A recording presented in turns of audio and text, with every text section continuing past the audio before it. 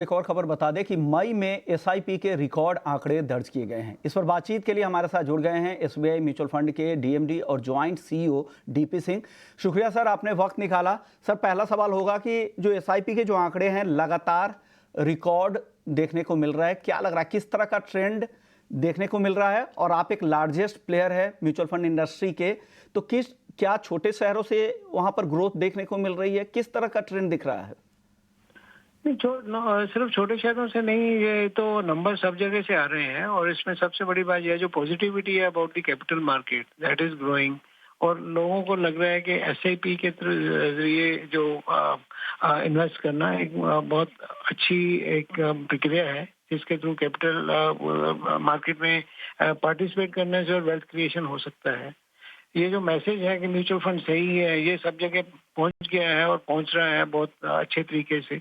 अगर आप एमफी के एफर्ट्स को देखें, जो म्यूचुअल फंड सही है और स्पेशली एसआईपी की बात करते हैं, तो वो एक एक ये धारणा बन चुकी है कि अगर जिस तरह से हमारा देश आज एक जिस स्टेज पे है, उस स्टेज में अगर उस ग्रोथ ट्रेजेक्ट्री में पार्टिसिपेट करना है किसी भी इंडिविजुअल को, तो उसके लिए कैपिटल मार्केट में होना बहुत जरूरी है। और एक ये हेल्दी ट्रेंड है जो चल रहा है। और हमें लगता है अभी तो जो चुनाव के नतीजे भी आ गए हैं और सबको मालूम है कि this is going to be continue process जो चल रहा था। तो मेरे को ऐसा लग रहा है कि आने वाले समय में ये चीज जो बनी है धारणा, ये और ज्यादा जोर पकड़ेगी और हमें ज्यादा से ज्यादा और लोग को शामिल करने का मौका मिलेगा।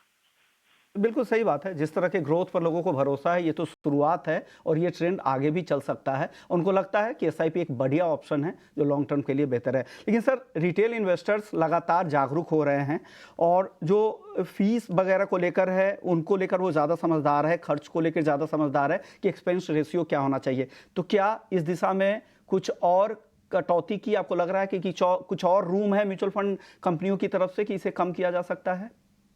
नहीं, ऐसा मेरे को नहीं लगता कि ये जो खर्चा है किसी भी तरह से ज्यादा खर्चा चल रहा है, क्योंकि ये खर्चा ऑलरेडी बहुत कम है। अगर आप देखें तो ये चीपेस्ट ऑप्शन है, वो देखो ओवरऑल लेवल पे चलती रहेगी। परंतु एक जो एसआईपी की बात करें, तो जो ₹1.5 या जितना भी एक रेगुलर प्लान में 1.5 1.7% के हिसाब से होता है, जिसके हिसाब से अगर कोई बंदा आज की डेट में ₹5,000 महीना भी लगाता है, तो पूरे ₹60,000 उसको पूरे पूरे महीने में उसको हार्डली 120 रुपए का खर्चा पड़ता है। और उसी में सब कुछ होता है, जिसमें बैंकिंग का खर्चा, सब कुछ खर्चा। और ये खर्चा पहले ही बहुत रैशनलाइज्ड है।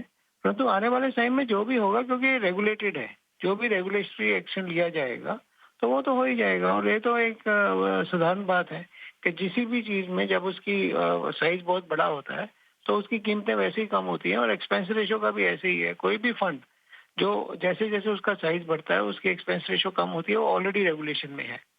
जो एक्सपेंस रेशो है आज की डेट में, वो अगर आप देखेंगे म्यूचुअल फंड स्कीम्स की, किसी भी 1.25% से 2.25% के बीच में ही है।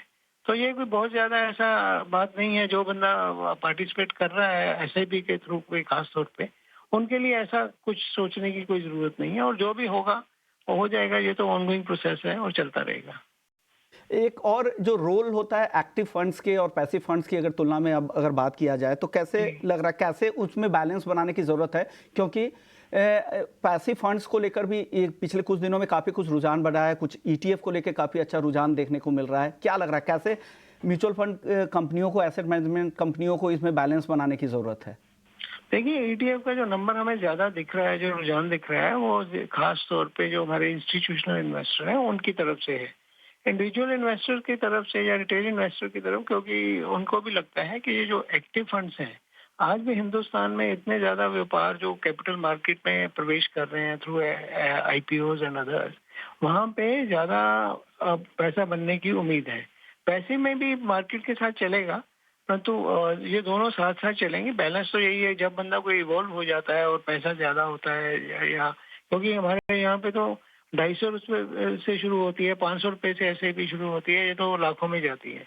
जो ज्यादा बड़ा इन्वेस्टर होता है, जिन्होंने करोड़ों में किया होता है, उनके लिए वो ज्यादा रहता है कि हमें किसी फंड मैनेजर का डिसीजन नहीं चाहिए, हम अपने हिसाब से डिसीजन लेंगे और ईटीएफ वगैरह में लगाएंगे। परंतु ये दोनों साथ साथ चलेंगे। ये जो रुझान देखा जा रहा है वो चलता रहेगा, ईटीएफ भी बढ़ते रहेंगे। पर मेरे अगर जो मेरा निजी विचार हो तो वो तो यही है कि अभी हिंदुस्तान में एक्टिव फंड्स में ज्यादा रिटर्न बनाने की संभावना बहुत ज्यादा है। पैसिव फंड तो चलते रहेंगे, वो जितना मार्केट रिटर्न देगा उसमें आ जाएगा। अगर ज्यादा रिटर्न चाहिए या ज्यादा रिटर्न चाहने की लेने की अगर इच्छा है तो थोड़ा सा ज्यादा रिस्क लेके उसको एक्टिव फंड में पैसा डालना चाहिए। But I agree with you, ये दोनों साथ साथ चलते रहेंगे। बैलेंस बनाने की जरूरत है। शुक्रिया डीपी सिंह जी, आपने वक्त दिया, हमारे दर्शकों को बताया, क्योंकि भारत की ग्रोथ पे जिस तरह का लोगों का भरोसा बढ़ रहा है, निवेशकों का भरोसा बढ़ रहा है, और वो साफ तौर से रिफ्लेक्ट एसआईपी के नंबर्स पर दिख रहा है कि लगातार रिकॉर्ड इनफ्लो, लगातार रिकॉर्ड निवेश देखने को मिल रहा है।